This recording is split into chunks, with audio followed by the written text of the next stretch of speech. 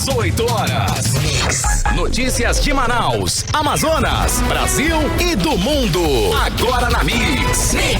Mix 6 horas em ponto. Boa noite para você que está ligado na 100,7. Boa noite para você na sintonia certa no melhor Mix do Brasil. Estamos juntos em quinta-feira, 16 de setembro de 2021. Estamos começando mais uma edição do programa 18 horas para você em quinta-feira. Karime, tudo bem? Tudo certinho? Tudo bacana? Boa noite. Muito boa noite, Carlão. Tudo indo. Vambora. Muito boa noite para você sintonizado aqui em 100,7. Estamos juntos até as 7 da noite aqui no programa 18 horas. Valeuzaço pela sua companhia e para você também que nos acompanha pelo aplicativo Mano. 6 e 1. 18 horas.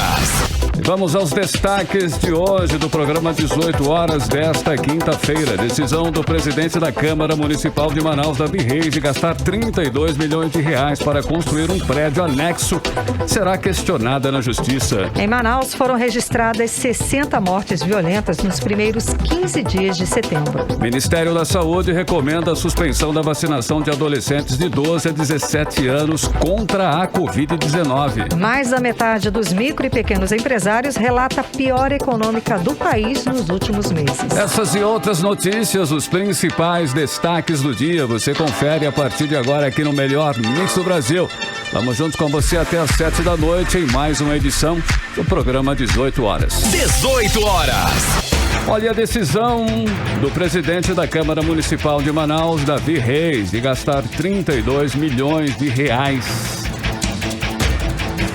32 milhões de reais, exato, para Carlão. construir um prédio anexo será questionada na Justiça. Exatamente. Os vereadores contrários à construção do anexo 2 da Câmara Municipal de Manaus anunciaram hoje que vão tentar barrar a construção milionária do que eles chamam de puxadinho.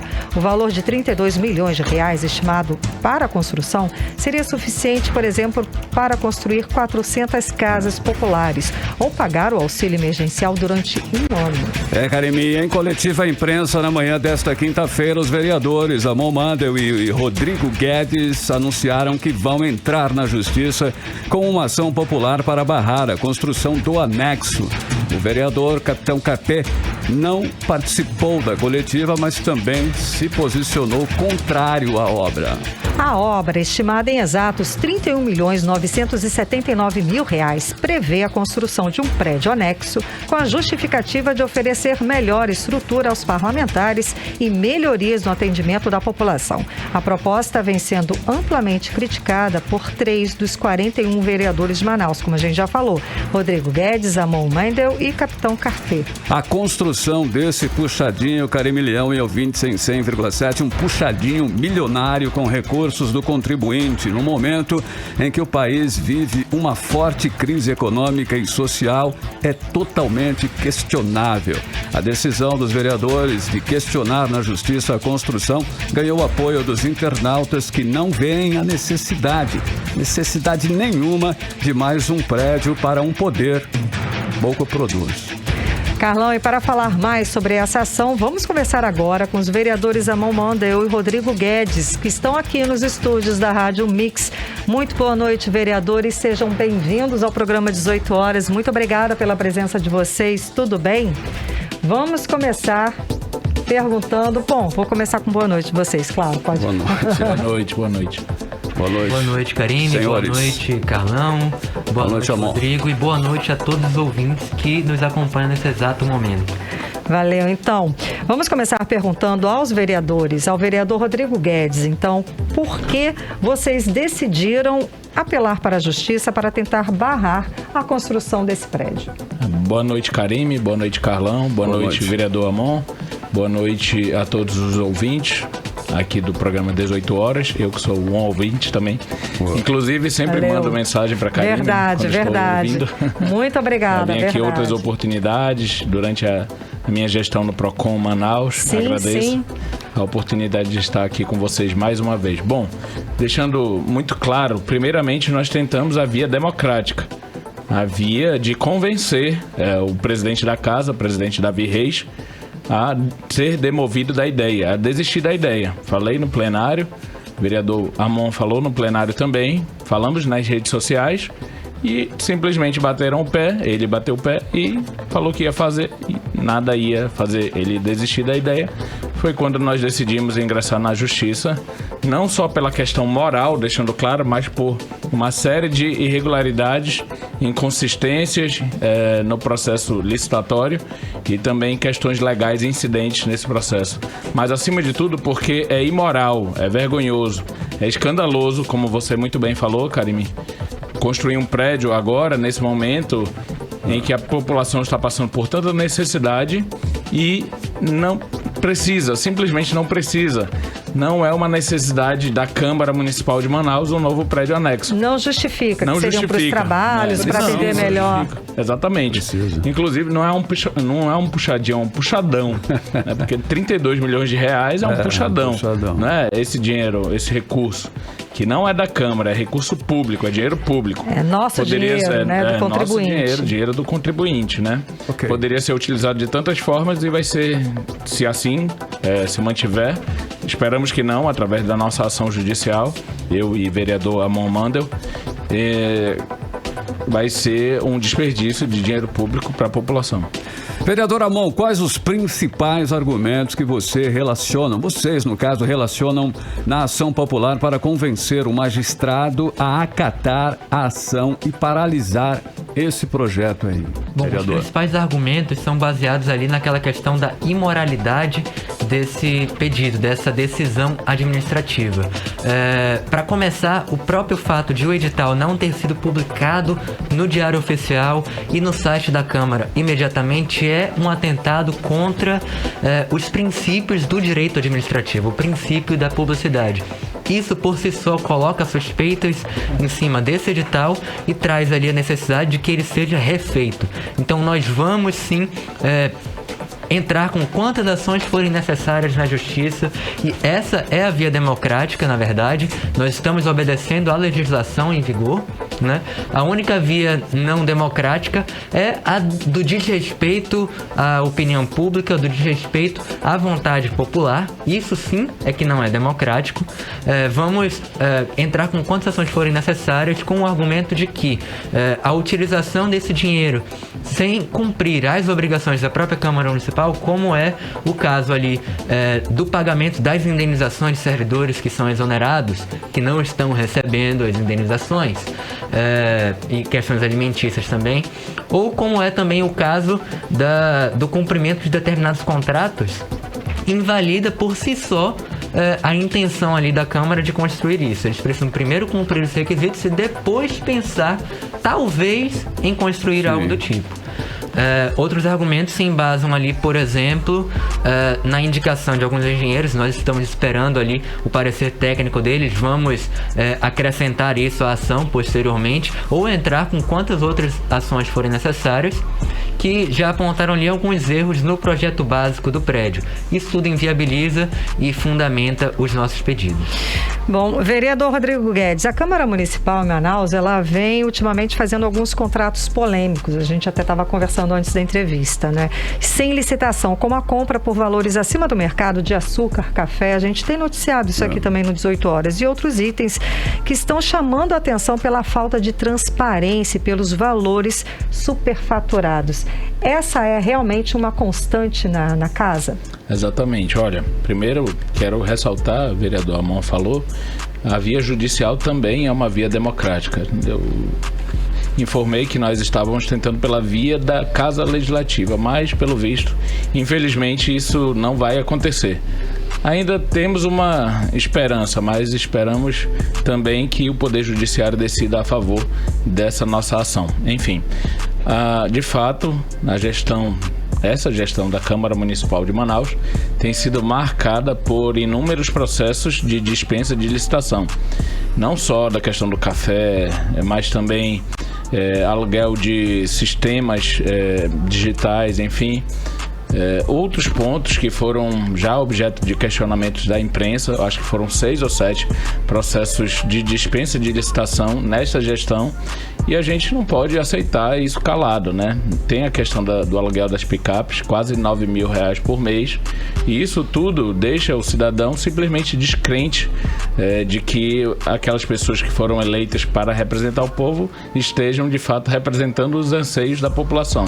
Então, todos esses pontos, obviamente que esse do puxadão, né, é mais escandaloso pela soma de recursos, mas todos esses podem ser objetos de questionamentos, inclusive nos órgãos de controle, como Tribunal de Contas, Tribunal de Justiça também, enfim. A gente simplesmente não pode achar que isso é normal, não pode ficar calado em relação a esses escândalos com dinheiro público.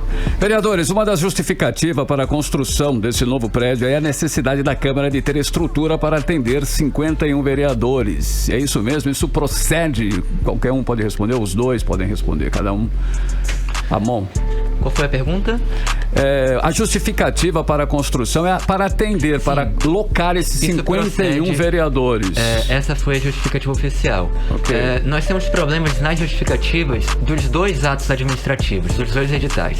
Sim. Primeiro, começando ali pelo prédio. A justificativa principal para a construção desse prédio, pelo que nós vimos ali no edital, segundo o próprio presidente, inclusive nas entrevistas que ele deu, atender ali a necessidade estabelecida constitucionalmente do aumento de vereadores, o número de vereadores. São 51 gabinetes que serão construídos no Puxadinho. No entanto, Manaus, pela Constituição, só vai ter 51 vereadores quando atingir ali uma população entre 6 e 7 milhões de habitantes. E segundo o IBGE, estatísticas oficiais do Instituto Brasileiro de Geografia e Estatística, nem em 2060 Manaus vai ter essa quantidade toda de pessoas e de habitantes. No caso do processo ali para o aluguel dos carros, sim, essa é a justificativa. Na verdade, acho que não há justificativa plausível. Isso é uma mera desculpa, um mero texto que decidiram colocar ali para tentar desviar a atenção.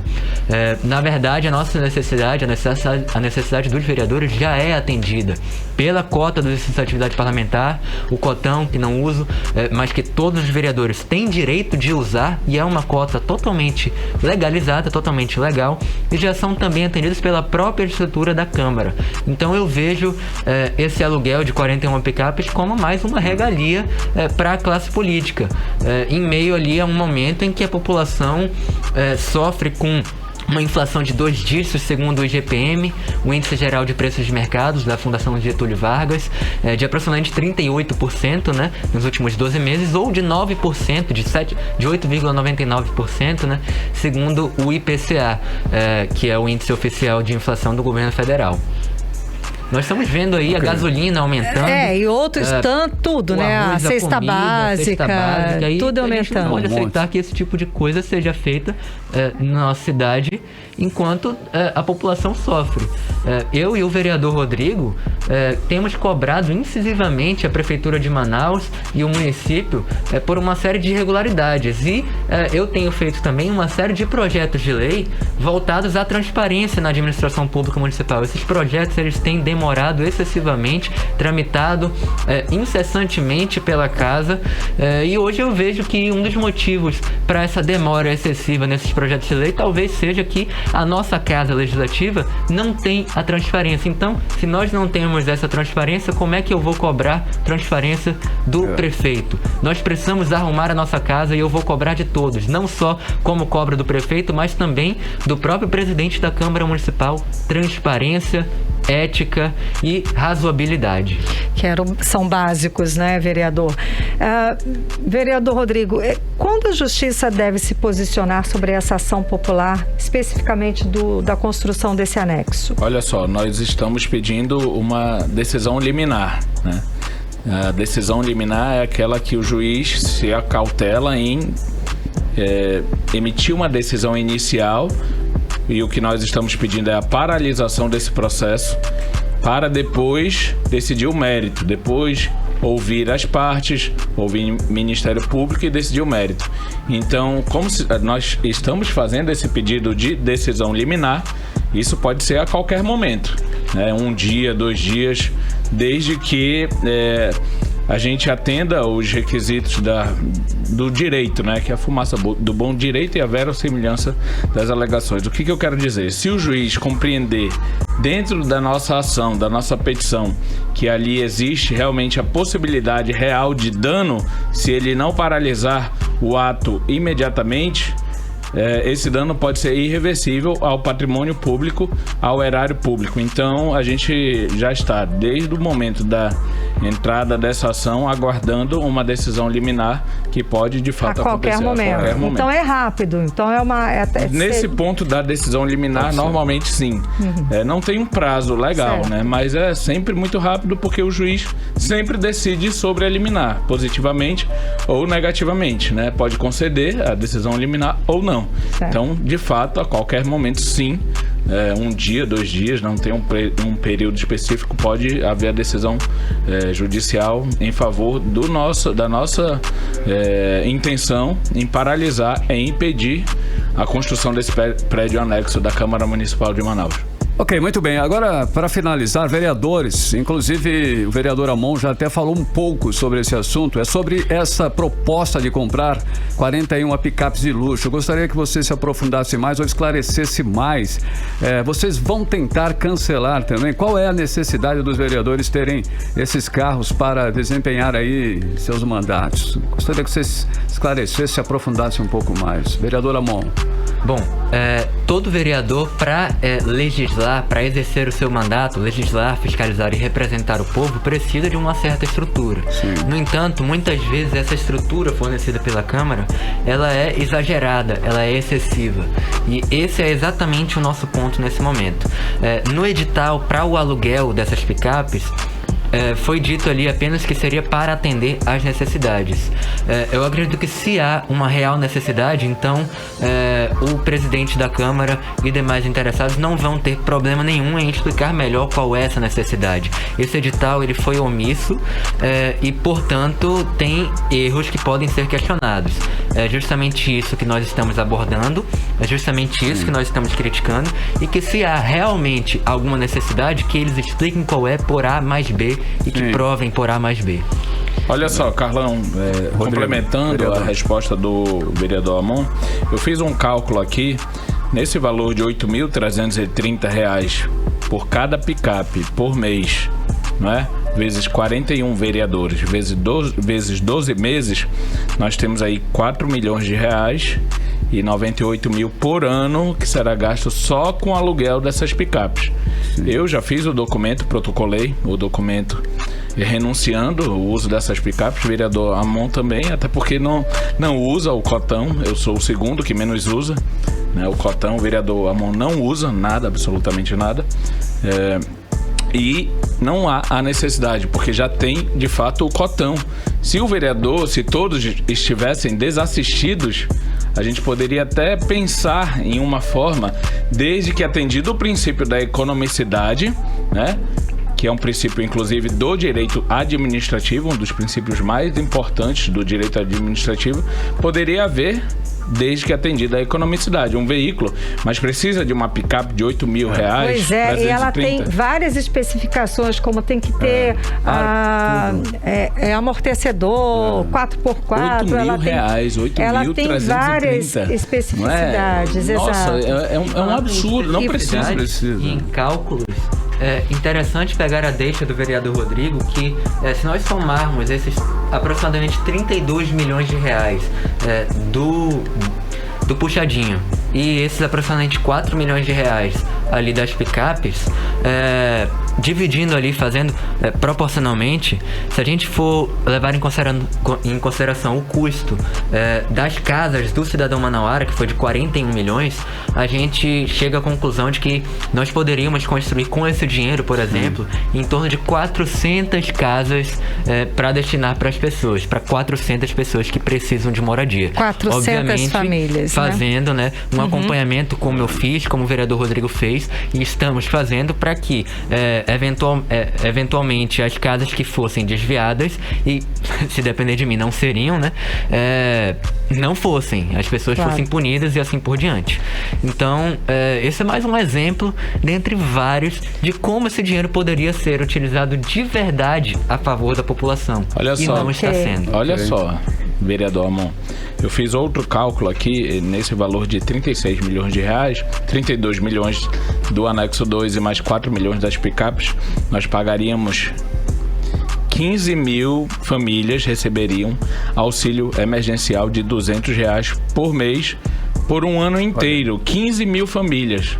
Para você ver como o dinheiro público está sendo mal investido. E aí, é por isso que estamos aqui. Agradeço agora a presença de vocês para esclarecer para a gente, para os nossos ouvintes, toda essa questão, o que está acontecendo, né, na casa, na Câmara dos Vereadores, e principalmente explicar que existem sim pessoas que estão defendendo o direito do cidadão, pelo menos o patrimônio, o erário público, né?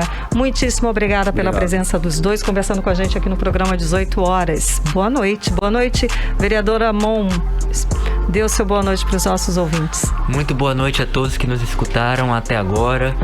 Muito obrigado pela oportunidade, Karim, e a todos aqui da Rádio Mix, de expor e levar à população o conhecimento. Eu acho que isso é muito importante. É muito importante que nós, representantes do povo, tenhamos sempre algum espaço para mostrar todas as versões e levar até os interessados o conhecimento do que está acontecendo na nossa Câmara Municipal. Isso traz mais transparência à atuação e traz, enfim, mais conhecimento e mais consciência ao cidadão que nos escuta. O cidadão que nos escuta tem que saber que o seu voto determinou o que está acontecendo hoje. E que deverá pensar ali, levar sempre em consideração tudo que está vendo e que está acontecendo na próxima eleição.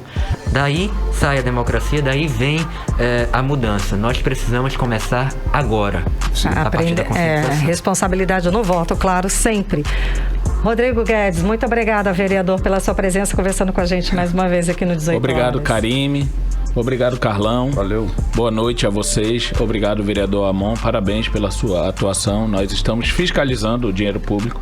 Nós estamos fiscalizando a Prefeitura de Manaus, que é a nossa competência legislativa, competência legal, e não abrimos mão da nossa independência, da nossa intenção única e exclusiva de falar em nome da população sem nenhum tipo de amarra política. De fato, eu sempre reconheço, como o vereador Amon fez aqui, a importância da imprensa, porque senão as informações não chegam à população, como esse caso escandaloso do puxadão da Câmara Municipal de Manaus. Contem conosco, estamos sempre à disposição. Ótima noite. Agora em Manaus, 6 horas e 22 minutos. Boa noite para você em 100,7. 18 horas. E Manaus está cada vez mais violenta, reflexo de um governo fraco que não consegue controlar o crime organizado, que toma conta da cidade e derrama sangue por nossas ruas. Ontem mesmo foi registrado um triplo homicídio no bairro Alfredo Nascimento, presenciado por uma criança de apenas 5 anos. Pois é verdade, Carlão, e o resultado disso é o alto número de mortes. Na primeira quinzena de setembro, foram 60 mortes violentas em apenas 15 dias. Um número realmente assustador. O repórter Hector Silva traz pra gente mais detalhes sobre o assunto. Vamos acompanhar. O Amazonas é o segundo estado mais violento da região norte do país, ficando apenas atrás do estado do Pará. De acordo com o 15º Anuário Brasileiro de Segurança Pública, divulgado em julho deste ano, o Amazonas registrou em 2019 e 2020 2.823 mortes no estado, a maior parte delas concentradas em Manaus. E parece que este ano estamos caminhando para mais um índice ruim para o nosso estado. Somente nos primeiros 15 dias de setembro foram registradas 60 mortes em Manaus e na região metropolitana, um número não oficial, já que o governo Wilson Lima não divulga esse dado negativo para o seu governo. Para o sociólogo Luiz Antônio Nascimento, este é um dado preocupante, principalmente com a ausência da fala do governo sobre o assunto. É um número assustador, né? E se torna ainda mais assustador quando você diz que o número não é oficial. Quer dizer, quando o Estado não tem controle sobre isso. Então, o Estado não tem sido capaz sequer de numerar, quantificar, né? Identificar o que está acontecendo e oferecer à sociedade números confiáveis. O primeiro problema é esse, né? Que governo é esse que não é capaz de contar as coisas, né? Contar as coisas que causam dano e machucam e constrangem e assustam a população. A reportagem do 18 Horas entrou em contato com a Delegacia Especializada em Homicídios e Sequestros para entender o porquê de tantas mortes. Em nota, a assessoria de imprensa da Polícia Civil informou que o delegado interino Antônio Cláudio não poderia nos atender hoje. Também pedimos uma explicação da Secretaria de Segurança Pública do Estado. Em nota, eles informaram que vem realizando a Operação Cidade Mais Segura, que tem como principal objetivo o reforço de incursões em bairro com altos índices de criminalidade, além de apuração de denúncias feitas através do 181. Hector Silva, para o 18 Horas. E ainda falando sobre violência, temos outro dado assustador. O Instituto Médico Legal anunciou até julho deste ano foram encaminhados para sepultamento quase 100 corpos não reclamados por familiares. Karime, a maioria deles são pessoas do sexo masculino. Vamos chamar novamente o repórter Hector Silva para explicar para a gente esse delicado assunto. O Instituto Médico Legal do Amazonas registrou até julho deste ano 93 ocorrências de corpos que não foram identificados por familiares. A maioria é de corpos do sexo masculino, com um total de 69 pessoas. Em todo o ano de 2020, os corpos não reclamados somaram um quantitativo de 169 casos, o que indica que até o fim deste ano, com um número alto de homicídios acontecendo na cidade, o número de ocorrências deve aumentar.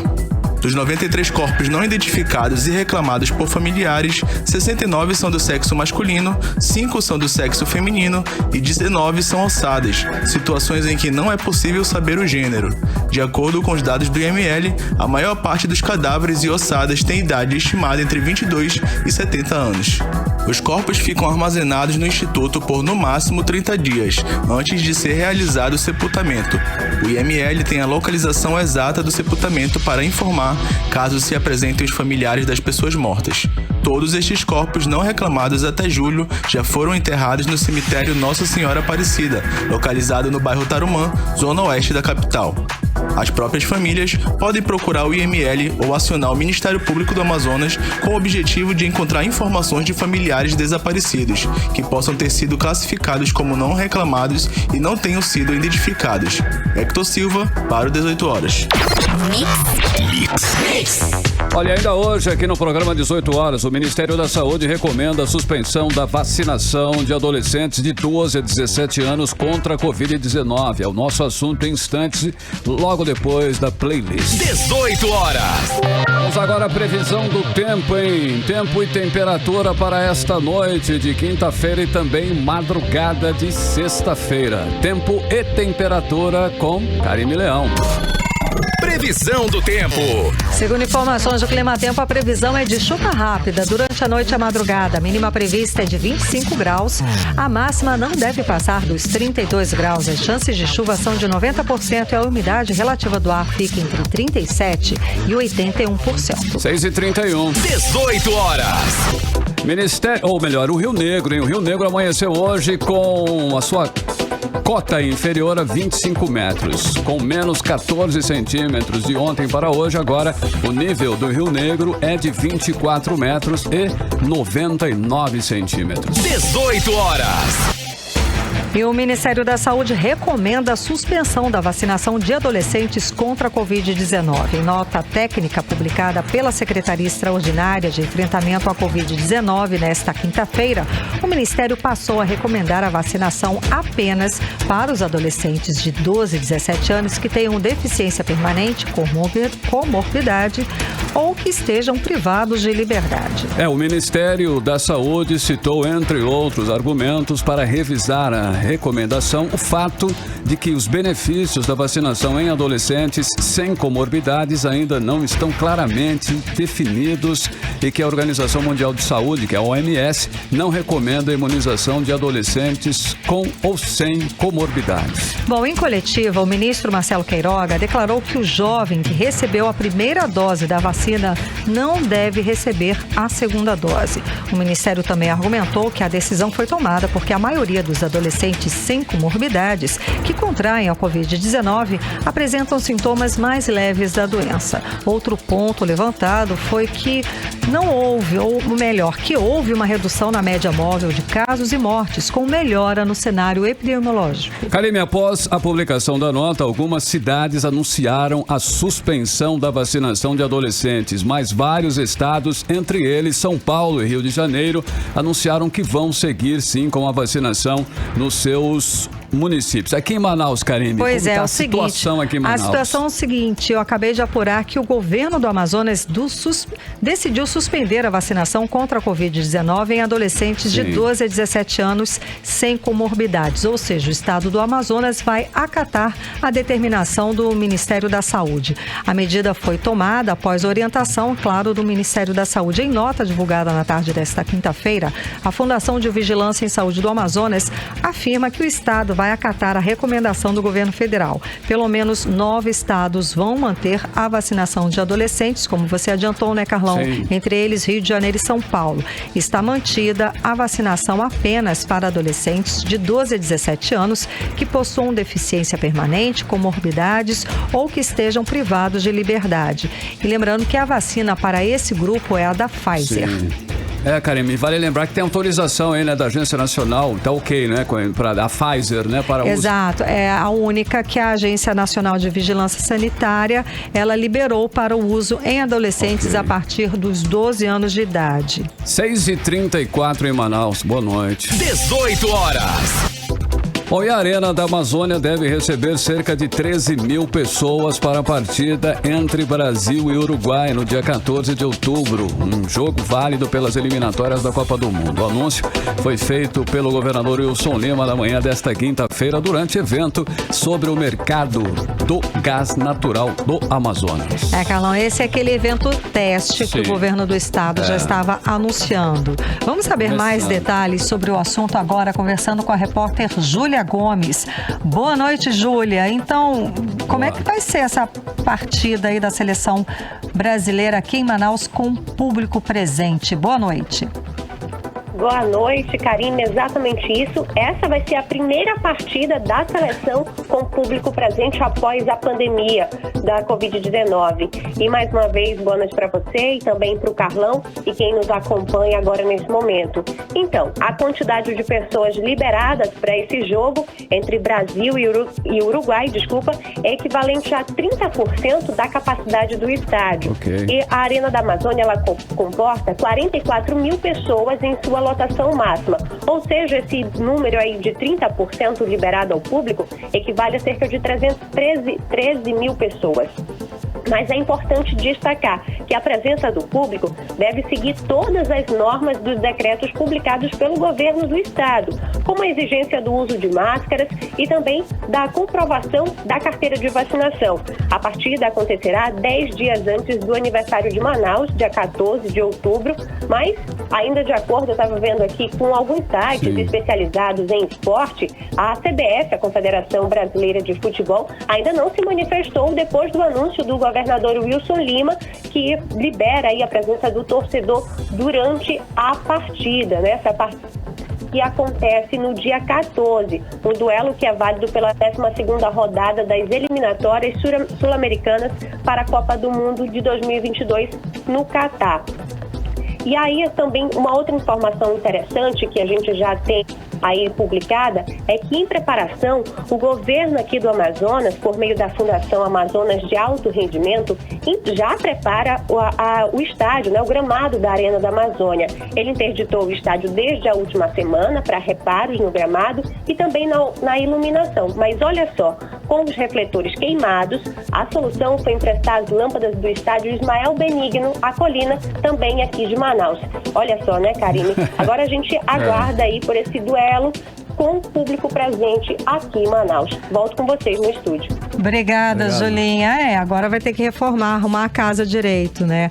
Bom, eu sei que sobre essa questão dos jogos com o público, lá o jogo do Flamengo teve, eu tô vendo aqui, que o STJD derrubou em caráter de urgência o Superior Tribunal de Justiça Desportiva de Futebol, derrubou na madrugada desta quinta-feira a liminar que permitia a presença de público pagante nos jogos do Flamengo. Não vai ter mais. Não vai ter mais. A decisão suspende os efeitos da autorização até a próxima reunião do Conselho Técnico dos clubes da Série A, marcada para o dia 28 de setembro. Tem uma preocupação aí, né, exatamente. E aí, eu tô vendo aqui agora no site da CNN a respeito de público nos estádios, que ainda é uma situação, ainda é uma questão preocupante, é uma questão vista com muita delicadeza, exato. Principalmente se a gente escutar os especialistas que estudam e falam a respeito da pandemia, que estudam e estão acompanhando a pandemia, né? Então, eles realmente não recomendam e vêm com muita cautela, né? Ok. Agora, a rodada do Campeonato Brasileiro do próximo fim de semana está confirmada, tá? A medida atendeu ao pedido de intervenção de 17 clubes da Série A. Os times queriam atuar como terceiros interessados na medida aí do Flamengo. Agora, 6 horas e 38 minutos. 18 horas. Vamos direto para Brasília conversar com o correspondente do programa 18 horas, o jornalista Carlos Eduardo Matos. Carlos Eduardo, vamos agora para outro universo, não é? Temos aí a aprovação de mudanças nas regras eleitorais. Quais são as principais mudanças aprovadas e como votou a bancada aqui do Amazonas? Boa noite, Karine. Boa noite, Carlão. Boa noite a todos. Boa. Gente, olha, o assunto é longo, mas vamos tentar... Vamos lá. Bora. A Câmara dos Deputados finalizou ontem a votação. Alô? O projeto. Tá cortando a sua ligação. Repete pra gente. A Câmara dos Deputados aprovou ontem. Sim, a Câmara dos Deputados finalizou ontem a votação do novo Código Eleitoral. É um projeto de lei complementar que segue agora para o Senado Federal. Na semana passada, a gente falou aqui da aprovação do texto principal. E foram aprovados os destaques, que são os artigos que podem ser incluídos ou retirados do texto principal.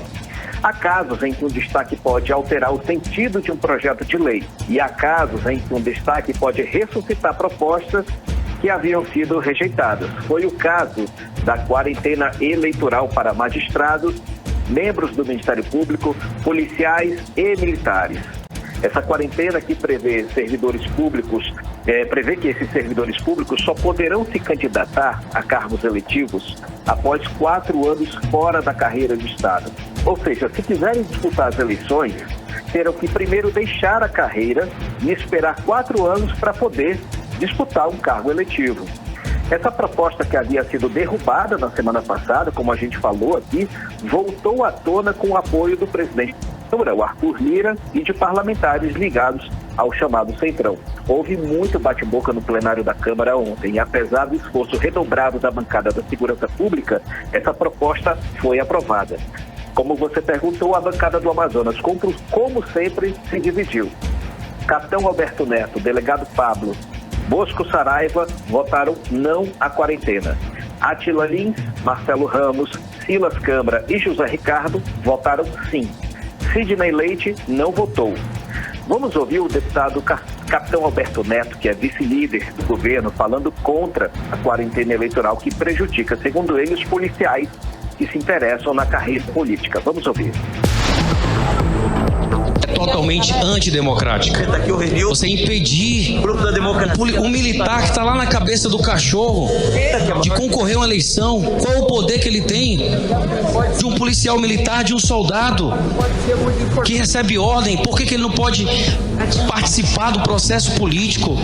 Hoje nós estamos caçando direitos políticos de uma boa parte da população, policiais, guardas municipais.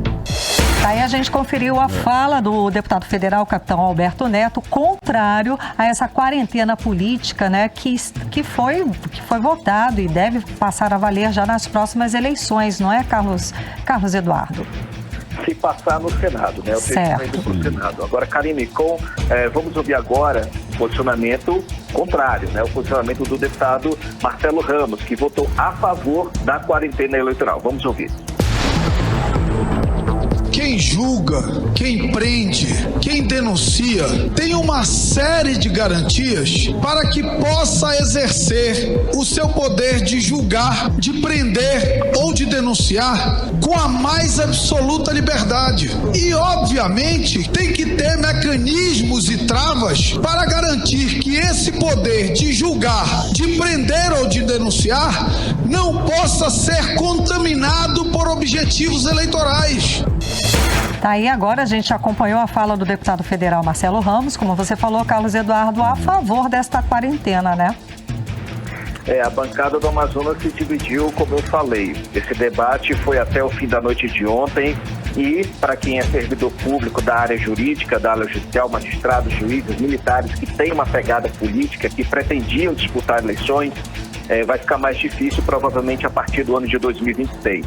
Mas isso depende do que vai acontecer no Senado Federal. Agora, as coligações, Karine, com o encerramento das votações ontem, o novo Código Eleitoral aprovado na Câmara ficou assim.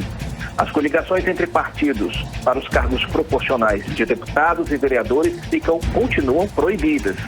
Mas tem mudança com relação às sobras de vagas. Poderão concorrer à distribuição das sobras de vagas apenas os candidatos que tiverem obtido votos mínimos equivalentes a 20% do quociente eleitoral e os partidos que obtiverem um mínimo de 80% desse quociente. Sobre os crimes eleitorais, o texto inclui delitos como divulgação de fake news e a violência política contra as mulheres. É uma novidade. A violência política contra as mulheres é caracterizada por impedir, dificultar ou restringir os direitos políticos de uma mulher. A pena para esse crime é de 1 a 4 anos e a pena é aumentada em 1/3 se a vítima for gestante, maior de 60 anos ou pessoa com deficiência. Agora, os crimes eleitorais de boca de urna, transporte de eleitores, propaganda e comícios ou carreatas no dia das eleições deixam de ser considerados crimes eleitorais. Uma novidade desse código são as candidaturas coletivas, que foi uma novidade da eleição passada. O texto autoriza essa prática para os cargos de deputado e vereador. A candidatura coletiva pode ser representada formalmente por apenas um filiado do partido, mas o nome coletivo poderá ser registrado na Justiça Eleitoral juntamente com o nome do candidato. Na eleição passada, havia uma pessoa representando um grupo. Agora isso passa a ser oficializado. Sobre o fundo partidário, o fundão, o novo vai poder ser usado para pagar despesas, como transporte aéreo, aluguel de veículos, consultoria sobre proteção de dados e outros gastos que sejam de interesse do partido. Isso daí é um leque muito grande. Mas isso proíbe a verba, mas proíbe também, o novo Código Eleitoral, proíbe o uso da verba do fundão para pagar multas aos partidos em caso de infração dolosa. O novo código permite que os partidos possam contratar empresas privadas para auditar a prestação de contas, utilizando recursos do fundo partidário.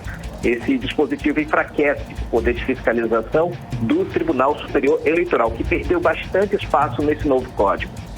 Por exemplo, se o texto for aprovado, o Congresso Nacional vai poder sustar resoluções do TSE e considerar exorbitantes, veja só. Ou seja, os candidatos é que vão controlar quem fiscaliza. Será que isso vai passar, Carlos Eduardo? É uma mudança e tanto, hein? É uma mudança e tanto, Karine. Pois é. Muitíssimo obrigada pela sua participação, conversando com a gente, falando sobre essas mudanças importantíssimas que já podem começar a valer já nas próximas eleições do ano que vem. Carlos Eduardo, boa noite, bom trabalho. Até mais, gente. Até amanhã. Tchau, tchau. Tchau. Agora são 6h46 e você está no melhor Mix do Brasil. 18 horas. E em instantes, aqui no 18 horas, mais da metade dos micro e pequenos empresários relata a pior econômica no país nos últimos meses. É o nosso assunto daqui a pouco, logo depois da playlist. Economia. Agora Agora nós vamos aos indicadores econômicos de hoje. O dólar fechou em alta de mais 0,54%. Fechou o dia cotado a R$ 5,26. O euro também fechou em alta de mais 0,10%, cotado a R$ 6,19. A moeda virtual Bitcoin fechou em baixa de menos 0,45%, cotada a R$ 249.890. O Ibovespa, principal índice da Bolsa de Valores brasileira, encerrou o dia em queda de menos 1,1%, aos 113.794 pontos. E o Ministério da Economia revisou para cima a projeção de inflação nesta quinta-feira. Elevou de 6,2% para 8,4% o Índice Nacional de Preços ao Consumidor para este ano. Olha, um dos vilões da alta da inflação é o preço do gás de cozinha, que subiu 5 vezes acima da inflação. O botijão chega a custar R$ 135 em alguns lugares. Desde o início do ano, o preço do botijão de gás ao consumidor subiu quase 30%, segundo dados da Agência Nacional do Petróleo. Essa alta é mais de 5 vezes a inflação acumulada no período, que foi de 5,67%. E o Ministério anunciou também que o valor do salário mínimo para 2022 pode subir para R$ 1.192, ok? O salário mínimo é hoje R$ 1.100. O salário mínimo serve de referência para 50 milhões de pessoas no Brasil, entre elas os 24 milhões de beneficiários do INSS. Mais da metade dos micro e pequenos empresários relata a pior econômica do país nos últimos meses. Pesquisa da Confederação Nacional de Dirigentes Lojistas mostra que, apesar de estarem otimistas com os próximos meses, 70% não pretendem contratar crédito. Mais detalhes, vamos conferir com a repórter Júlia Gomes. Pouco mais da metade dos micro e pequenos empresários relataram piora no ambiente de negócios no Brasil nos últimos 6 meses, de acordo com dados divulgados pela Confederação Nacional de Dirigentes Lojistas e pelo Serviço de Proteção ao Crédito, em parceria com o Sebrae. O resultado representa um aumento de 17 pontos percentuais em relação ao mesmo período de 2019 e é motivado pelos efeitos causados pela segunda onda da pandemia da Covid-19 e as medidas de restrição adotadas no primeiro semestre de 2021. O presidente da Confederação Nacional dos Dirigentes Lojistas, José César da Costa, disse que o resultado da pesquisa demonstra que a confiança dos empresários não está boa, o que também reflete nos índices de investimentos. Bom, para 51% dos brasileiros, as condições econômicas pioraram nos últimos 6 meses. Isso demonstra que a confiança não está boa. Os índices de investimento também não estão altos, ou seja, o empresário brasileiro ele não considera investir nos próximos meses. Isso demonstra que, apesar da melhoria em vendas, essa melhoria ela não se reverteu ainda num aumento de confiança a ponto de fazer com que os brasileiros voltem a investir nos seus negócios. Ainda de acordo com o estudo, a outra metade dos entrevistados se divide entre os que consideram que as condições melhoraram ou melhoraram muito, 21%, e os que não observaram alterações no ambiente de negócios, 25%. Mas o cenário de avanço da vacinação e de reabertura das atividades sociais e comerciais parece trazer otimismo aos empresários. De acordo com o levantamento, metade dos micro e pequenos empresários, 49%, está confiante ou muito confiante quanto ao desempenho da economia brasileira nos próximos 6 meses. O presidente da Confederação, José César da Costa, afirma que os empresários brasileiros ainda sentem os impactos negativos da segunda onda da pandemia, principalmente no setor de serviços, mas o avanço da vacinação traz otimismo. Realmente o avanço da vacinação traz um pouco de otimismo para o empresário brasileiro, que considera que isso vai ser importante para a retomada dos negócios. Inclusive os números recentes mostram um aumento das vendas e isso traz sim um otimismo para os próximos meses. Ainda não é suficiente para fazer com que o empresário resolva investir ou aprimorar o seu negócio nesse primeiro momento, mas a gente acredita que isso é sim o caminho para a retomada do crescimento econômico e para a volta do empresariado investir investindo e se tornando cada vez mais confiante aí na melhoria das condições econômicas do país. Apesar do otimismo, a pesquisa também aponta que poucos empresários querem contratar crédito nos próximos 90 dias, apenas 12%. Por outro lado, 43% com certeza não vão tomar crédito e 27% provavelmente não vão contratar nos próximos 3 meses. Na percepção dos pesquisadores, os números mostram que a confiança dos micro e pequenos empresários está diretamente relacionada à sua disposição em contratar crédito e realizar investimentos. A pesquisa mostra que 70% dos empresários afirmam que não pretende contratar crédito nos próximos 3 meses. Por um lado, isso é positivo, porque a gente sabe que o crédito no Brasil é caro e faz com que o endividamento das empresas aumente, mas isso demonstra também que há ainda uma incerteza com relação ao futuro e a contratação de crédito demonstra que a confiança não está tão alta quanto deveria para a retomada dos negócios. Júlia Gomes para o 18 horas. 18 horas. 12 casos suspeitos de rabdomiólise foram descartados pela Vigilância em Saúde no Amazonas. 4 pessoas continuam internadas com suspeita da doença da urina preta, como também é conhecida. Além do Amazonas, pelo menos 3 outros estados brasileiros registraram casos da doença relacionada ao consumo de peixe. Por isso, o Ministério da Agricultura informou que está monitorando todos os casos notificados do país. A repórter Júlia Gomes volta para explicar melhor esse assunto para a gente. De acordo com a Fundação de Vigilância em Saúde do Amazonas, até a última quarta-feira, dia 15, foram registrados 66 casos suspeitos de rabdomiólise. Desses, 12 foram descartados e 54 ainda estão sendo investigados em 9 municípios do estado. 4 pessoas continuam internadas com suspeitas da doença conhecida como doença da urina preta. A diretora técnica da Fundação de Vigilância em Saúde, Tatiana Amorim, afirma que a investigação acerca dos casos suspeitos de rabdomiólise, ou também síndrome de RAF, como é chamada, é extremamente criteriosa. As causas da rabdomiólise podem ser diversas, desde o consumo de álcool, esforço excessivo, consumo de ingesta de medicamentos. Então, por se tratar da necessidade de uma investigação criteriosa, por isso descartamos esses 12 casos e seguimos em investigação. Os casos estão sendo monitorados pelo Centro de Informações Estratégicas em Vigilância em Saúde da Fundação, em parceria com as equipes de vigilância epidemiológica municipais. Sem resposta sobre a investigação da relação dos casos da síndrome com o consumo de peixe, terminou também na quarta-feira o prazo da recomendação para restrição no consumo de algumas espécies de peixes em Taquatiara. O município tem 33 casos notificados e 1 caso de óbito. Além do Amazonas, os estados do Pará, Bahia e Ceará têm casos registrados da doença que deixa a urina com coloração escura, provoca dores musculares, falta de insuficiência renal entre 2 a 24 horas após consumir peixes ou crustáceos.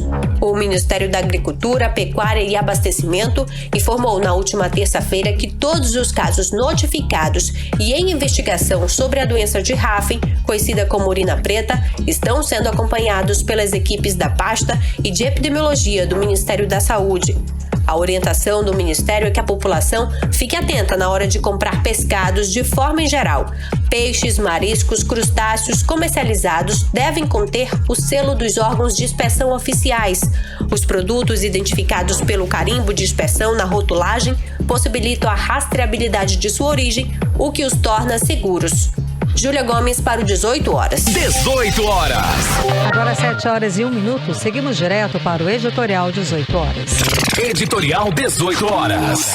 O Ministério da Economia revisou hoje a projeção oficial da inflação de 2021 de 6,2% para 8,4%. A inflação é o maior inimigo econômico da população. No Amazonas, os servidores públicos estão com os salários congelados há 2 anos.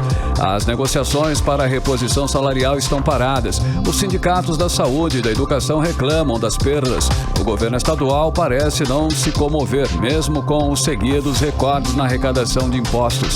A alta na inflação indica que as reclamações dos funcionários públicos contra o governador Wilson Lima devem se acirrar ainda mais. E as perdas salariais acumuladas dos servidores do Estado tendem a ser um dos principais assuntos da campanha eleitoral de 2022. 18 horas. Karime, são 7h02. Boa noite. Boa noite, um beijo, gente. Obrigada pela companhia. Até amanhã. Continue bem, continue em 100,7. Boa noite e até amanhã. Você ouviu 18 horas. As notícias do Brasil e do mundo. De volta amanhã.